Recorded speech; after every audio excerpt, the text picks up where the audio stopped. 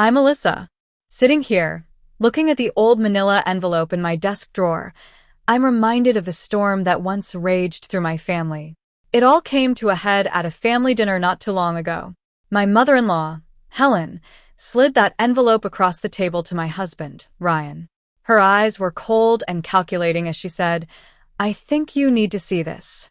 Little did she know that this so-called proof, which she thought would shatter my marriage, would end up shattering her own world.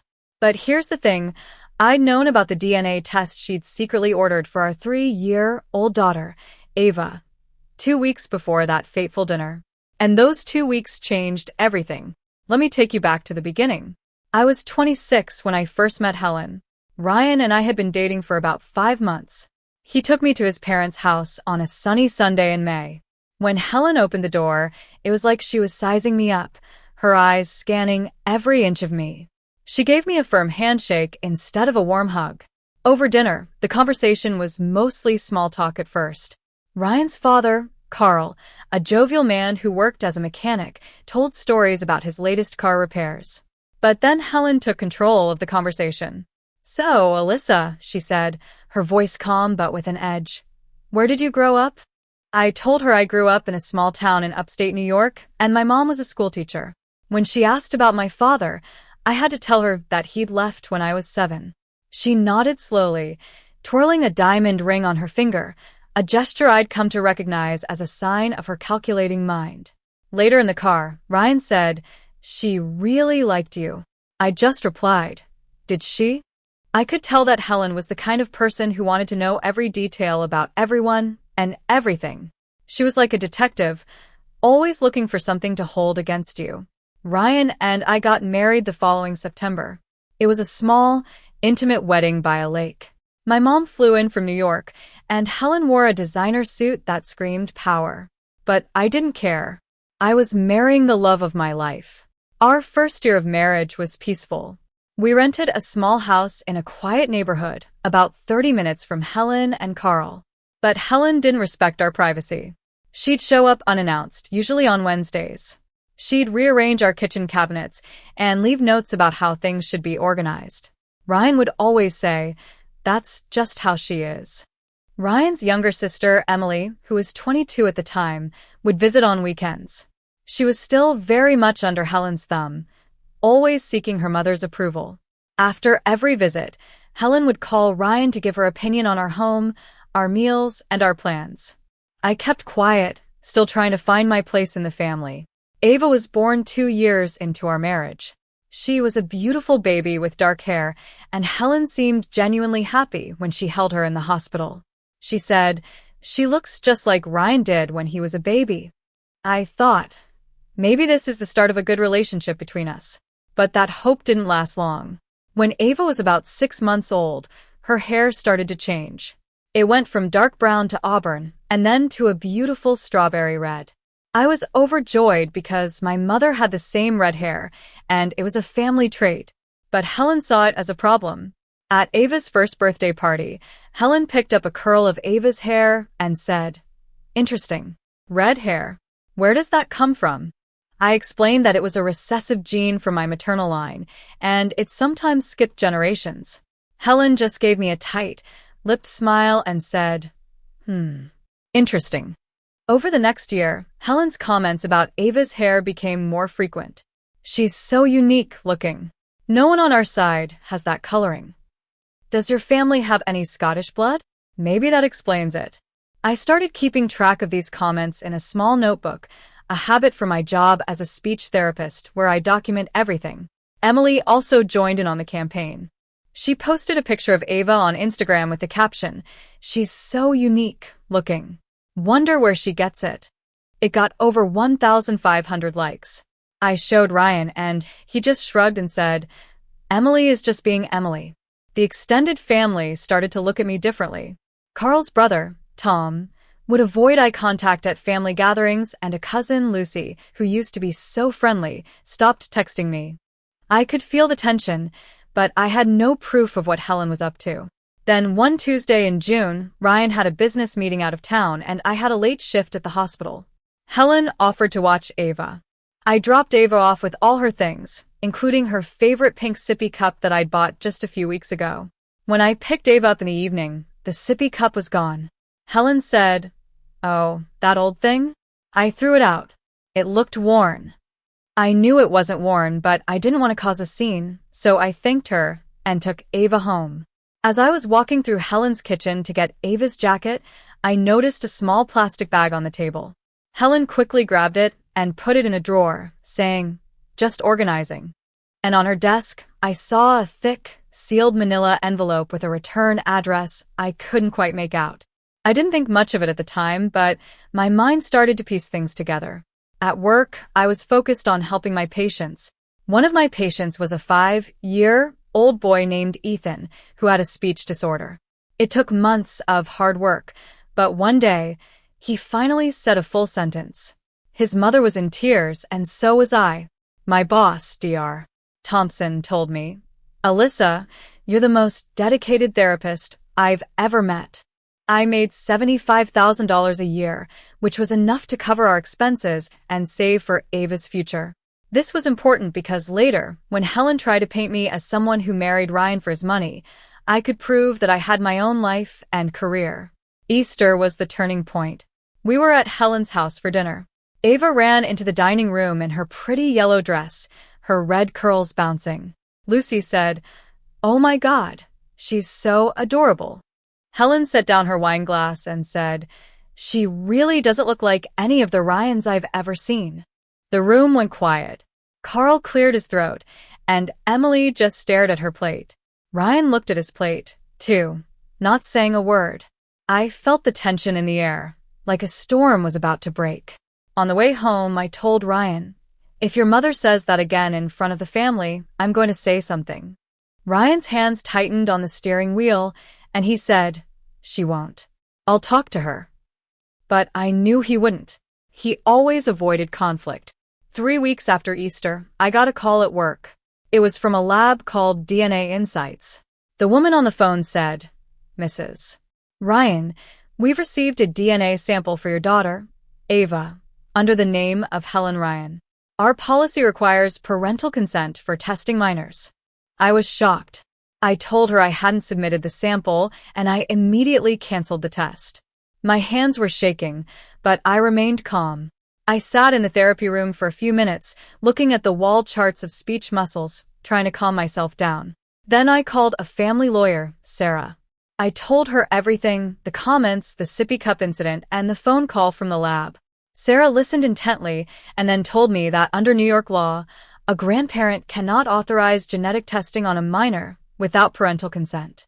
It was a violation of Ava's privacy rights, and it could be actionable in civil court. She advised me not to confront Helen or tell Ryan yet. She said if I told Ryan, Helen would cry and apologize, and the pattern would repeat. I paid her a consultation fee of $400, which was the best money I've ever spent. After leaving Sarah's office, I called the lab back and asked them to confirm the cancellation and flag any future submissions involving Ava without my written authorization. Then I went to pick up Ava from daycare. She ran into my arms, her red curls flying everywhere. I held her tight and thought, no one is going to take this away from us.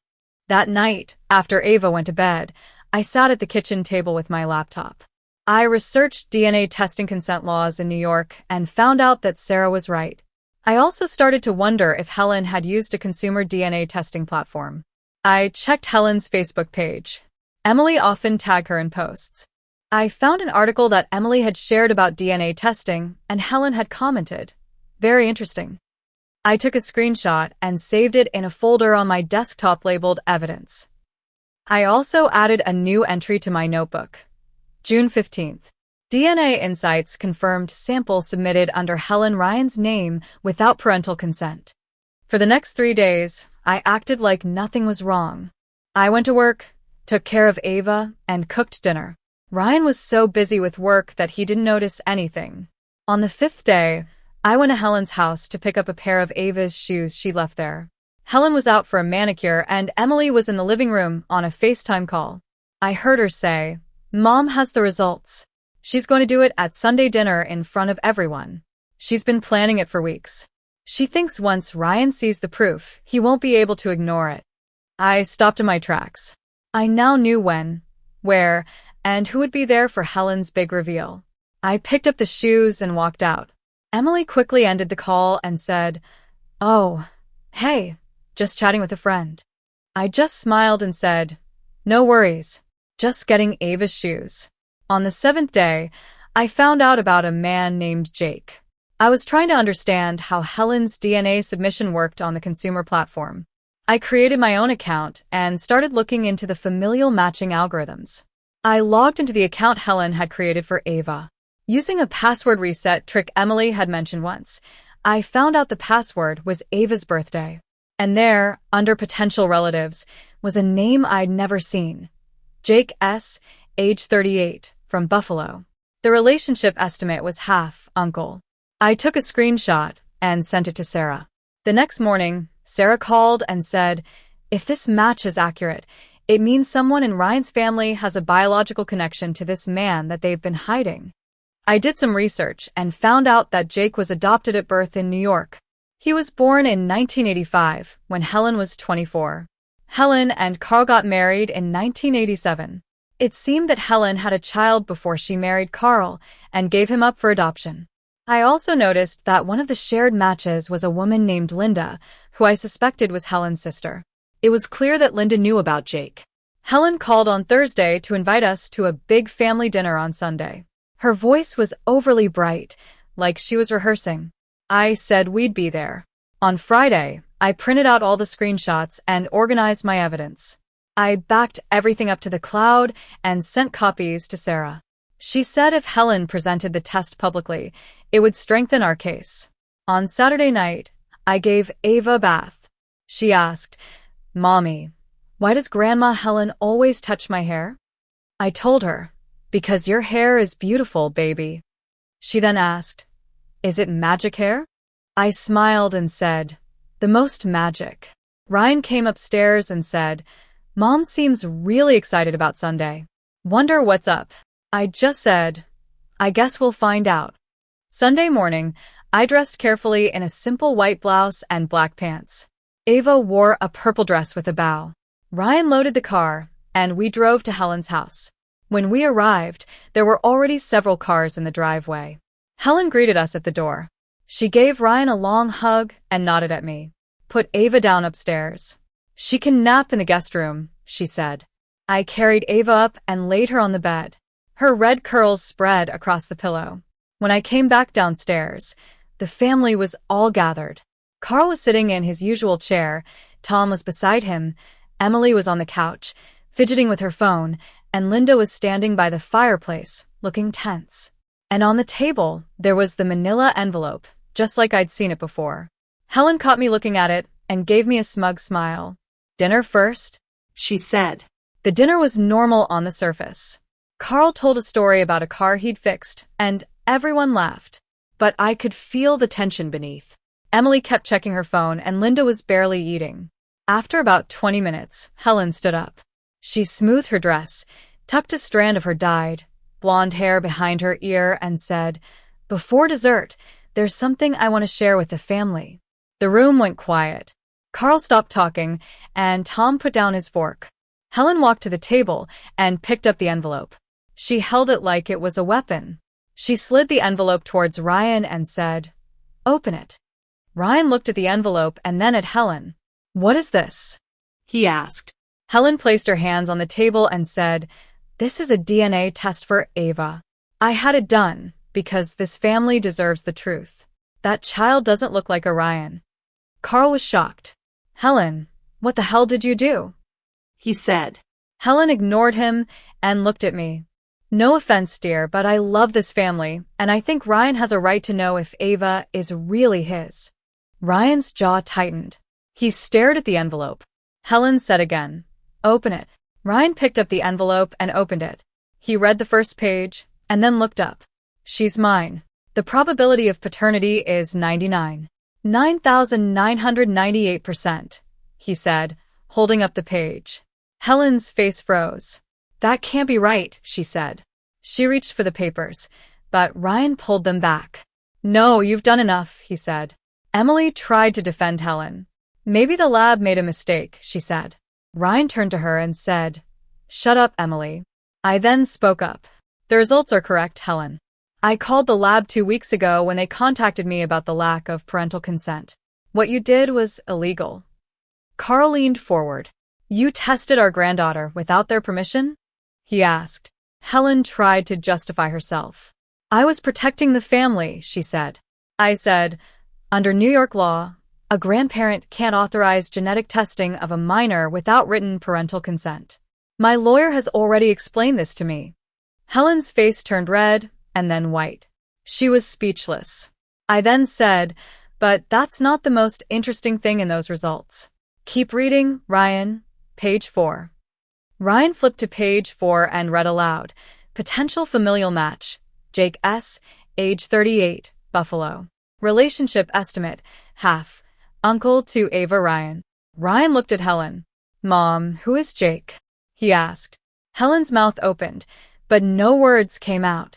Linda stood up and said, "Helen, don't." Carl stood up slowly. "Helen, answer the question," he said. Helen's eyes filled with tears. "It was before you, Carl. I was 24, and I wasn't ready. I had a child and gave him up for adoption," she said, her voice cracking. Ryan was in shock. "You had a child and never told me?" "Never told Dad," he said. Carl was silent for a moment.